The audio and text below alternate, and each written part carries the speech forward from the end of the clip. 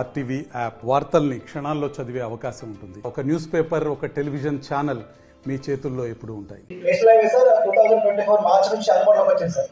అంతకుముందు అందుబాటులో లేదు కాబట్టి వీళ్ళు కొద్దిగా చూసిపోయే వాళ్ళు. ఈ వెహికల్ ఫాస్ట్ అయిపోయిన తర్వాత వీళ్ళు కొద్దిగా నెగ్లిజెన్స్ తోటి దాటడం వల్ల 3 సంవత్సరాల్లో 12 మంది చనిపోయారు సార్. ఇక్కడ 3 సంవత్సరాలు 2023, 24, 25 సంవత్సరాల్లో 2 మెంబర్స్ ఇక్కడ డెత్, ఓన్లీ 50 డెత్ కావడం జరిగింది.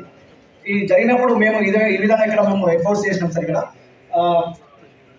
తమ ఆలోచన ప్రకారం మనం ఫ్లకర్స్ పట్టేసుకొని ఎవరైతే ట్రాఫిక్ నిబంధనలు పాటించకుండా ఉంటారో వాళ్ళ ద్వారానే అవగాహన కల్పించే ఉద్దేశంతో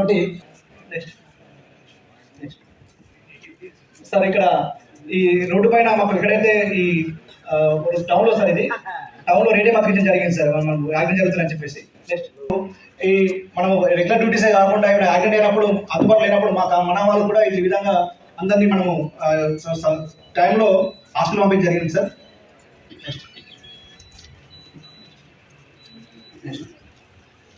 సిఐ గారు తర్వాత జాతీయ రహదారి అధికారులు కమిషనర్ గారు అందరం కలిసి ఇక్కడ రోడ్డు విజిట్ చేయడం జరిగింది సార్. మేము వచ్చే ముందు ఇక్కడ లేకుండా సార్ ఇది ఎర్రగొండపల్లి రోడ్డు దగ్గర కుమార్ కుమార్ వాళ్ళ ఇతను రోడ్డు మీద వెళ్తూ ఉంటాడు సార్. వెనకాల నుంచి ఒక వెహికల్ వచ్చేసి వృద్ధి వెళ్ళిపోయింది సార్. అక్కడ ఈ మేము జాతీయ రహదారి పైన క్లోజ్ చేసినాం సార్. ఇక్కడ తర్వాత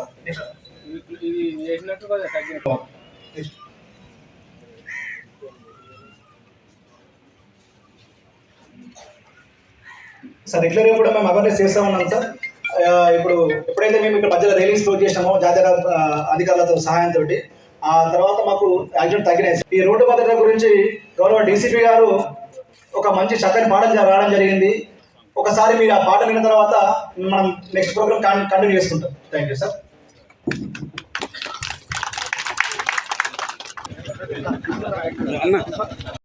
డిసిప్లిన్ లేదు, హెల్మెట్ పెట్టరు, ఇవన్నీ ఒక దురదృష్టవశాత్తు ప్రమాదం జరిగింది. మా దగ్గర జరిగే అన్ని ప్రమాదాల్లో 2 వీలర్ ఎవరైతే బైక్ మీద పడి చనిపోయిన ఆయనే తాగో ఏదో చనిపోయినాడు. కుటుంబం రోడ్డు మీదకి రాకుండా ఉండాలంటే ఏముండాలి? డబ్బులు కావాలి, ఇన్సూరెన్స్ కావాలి. ఇన్సూరెన్స్ చూస్తే అతనికి డ్రైవింగ్ లైసెన్స్ ఉండదు. ఒకవేళ డ్రైవింగ్ లైసెన్స్ ఉంటే ఇన్సూరెన్స్ ఉండదు. ఆ ఇన్సూరెన్స్ కూడా మనం మీరేం చేస్తారు? థర్డ్ పార్టీ ఇన్సూరెన్స్ వెహికల్ కొన్నప్పుడు 10 సంవత్సరాలు ఒకేసారి కట్టండి, తక్కువ పైసలలో అయిపోతుంది. బైక్ ఇన్సూరెన్స్ నాకు తెలిసి 1500, 2000 కంటే అస్సలు ఉండదు సంవత్సరానికి. భార్య భర్త ఇద్దరు వెహికల్ మీద పోతుంటారు. ఏదో గుంట వచ్చిందో లేకపోతే అడవి పంది వచ్చిందో ప్రమాదవశాత్తు దురదృష్టవశాత్తు కింద పడిపోతారు, భర్త చనిపోయాడు, ఆ కుటుంబానికి ఆసర అవుతుంది. మీరు బైక్ కొనుక్కున్నా ఇన్సూరెన్స్ చూసుకోండి. వీటితో పాటు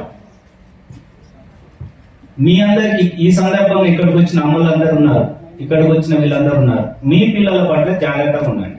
నేను ఈ పాటలు రాసిన ఉద్దేశం కూడా ఆ రోజు నేను జైత్యాల ఎస్పీగా ఉన్నప్పుడు జూన్ 4th అనుకుంటా, జూన్ 4th 2nd రోజు ముగ్గురు పిల్లలు వాళ్ళ పేరెంట్స్ గల్ఫ్ లో ఉంటారు. తెల్లవారుజామున 4 గంటలకు డివైడర్ కొట్టేసి ముగ్గురు ఒకేసారి చనిపోయినారు. అది చూసినప్పుడు వాళ్ళ మదర్ ఏడుచుంటే ఆ తల్లి ఏదైతే ఏడ్చిందో ఆ పాటలు అదే రాసిన, నేనేం కొత్తగా రాయలే.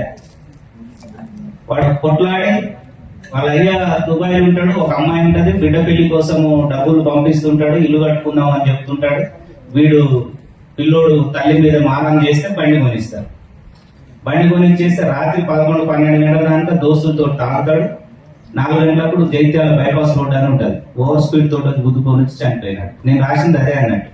నీ ముఖం నేను ఎట్లా చూడగలుగుతారు? ఏ తల్లి అయినా చూడగలుగుతారు. ఆ బిడ్డ ఆ ఫోటో చూస్తే మనందరికీ కూడా కడుపులో దేవినట్టు ఉంటుంది. అదంతా ఎవరికి చెప్పాలి? మీరే చెప్పాలి. మేము ఇప్పుడు ఒకసారి చెప్తామో వెళ్ళిపోతాం.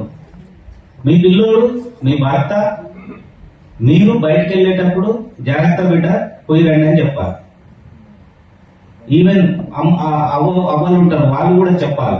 చెప్తే కనీసం ఒక మైండ్ లో ఉంటారు, బాధ్యత ఉంటది. చిన్న పిల్లలు ఉంటారు, ఇప్పుడు 2 సంవత్సరాలు 3 సంవత్సరాల పిల్లలు ఉంటారు, అతను రోడ్ యాక్సిడెంట్ లో చనిపోతాడు. ఇవన్నీ ఎందుకు చెప్తున్నామంటే మీరే బాధ్యత తీసుకోవాలి, మీరే పోలీస్. ప్రతి ఇంటి తల్లిదండ్రులే పోలీస్ పిల్లల పట్ల.